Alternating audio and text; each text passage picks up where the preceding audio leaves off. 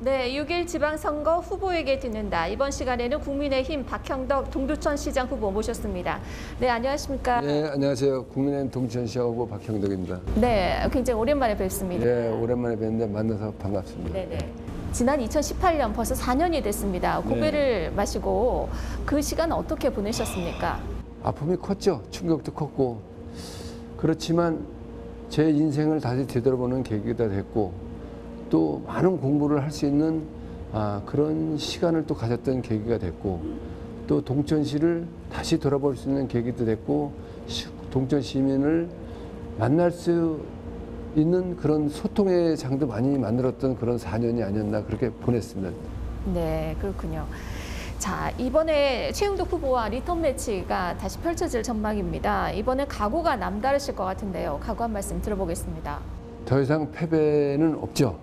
이제는 제 정치 생명, 제 삶과 인생, 우리 동천 시민들 위해서라도 저는 반드시 당선돼서 패배가 아닌 당선으로 서력할 겁니다. 네, 알겠습니다.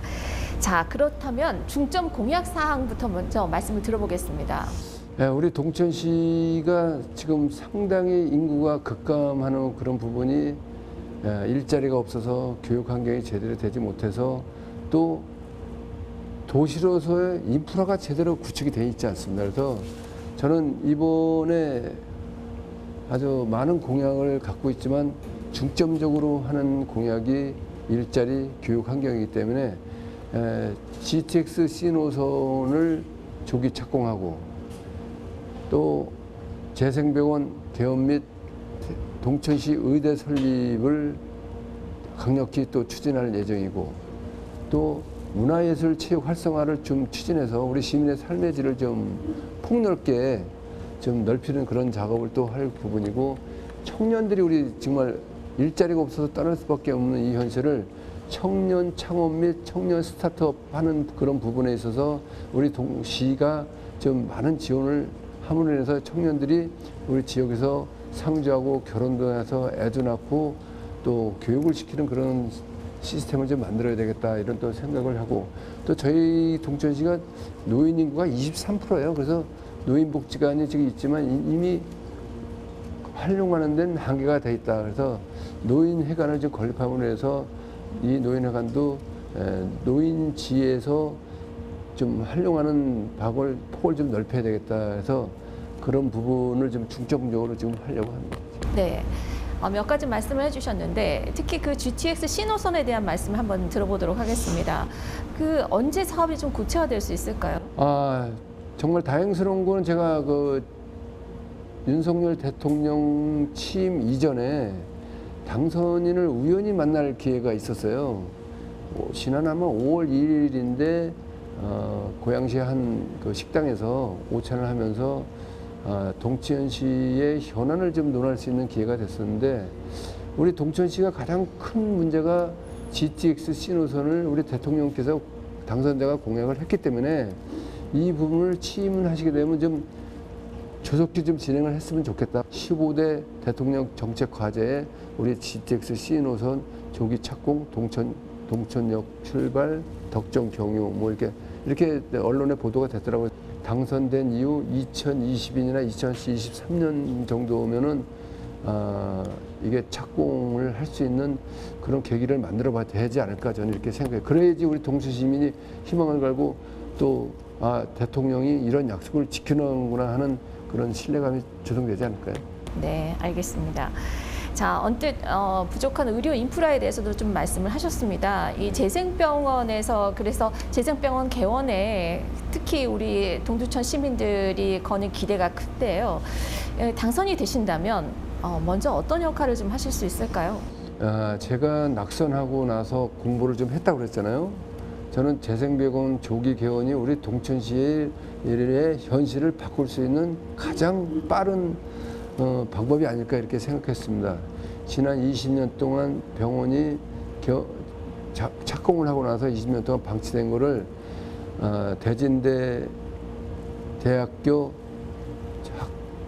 측과 의료재단 측하고 지금 계속적으로 만남을 가졌어요. 그리고 그 종단하고도 가지면서 이 부분을 어떻게 했으면 좋겠냐 했을 때 그분들이 원하는 요구사항이 있었습니다. 요구사항은 행정적인 지원인데 그런 거는 충분히 해결할 수 있는 부분이 있을 거라고 저는 생각을 합니다. 그래서 저 재생병원이 개원을 하게 되면은 우리 경기 북부의 의료가 상당히 취약하잖아요. 그리고 또 개원한다고 병원이 운영되는 게 아니기 때문에 일단 의사 수급이 돼야 돼요.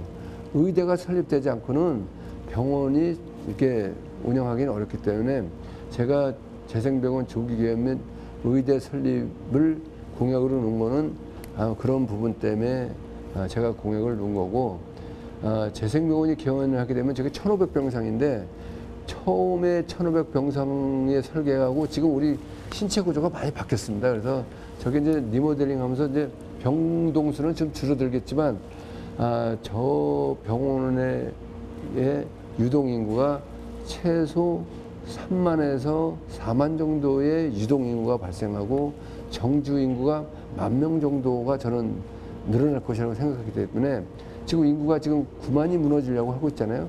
재생병원 조기 개원은 인구 10만을 만드는데 가장 빠른 우리 동천시의 미래를 앞당기는 그런 계기라고 생각해서 저는 이 부분도 GTX-C 노선과 재생병원 조기 개원 및 동천시 의대 설립 이거를 우선 과제로 시행할 예정입니다. 알겠습니다. 자, 그러면 이번에는 재정 자립도에 대해서 좀 말씀을 나눠보겠습니다. 이 경기 통계에 따르면 2019년도가 가장 최근 자료인데 경기도 평균이 52.8%인데 반해서 이 동두천 재정 자립도는 23.7%로 시 단위에서는 꼴찌입니다. 이 약한 재정 어떻게 좀 극복을 하실 수 있겠습니까? 그게 2019년 자료잖아요. 네. 얼마 전 자료에 우리 동천시 재정자립도가 13.1%입니다. 1%. 상당히 지금 전국에서도 최하이지만 경기도에서도 최하예요. 이거는 우리 동천시가 무엇 하나 하고 싶어도 할 수 없는 재원 구조이기 때문에 이 부분을 해결하지 않고는 동천시 미래를 설계할 수가 없습니다.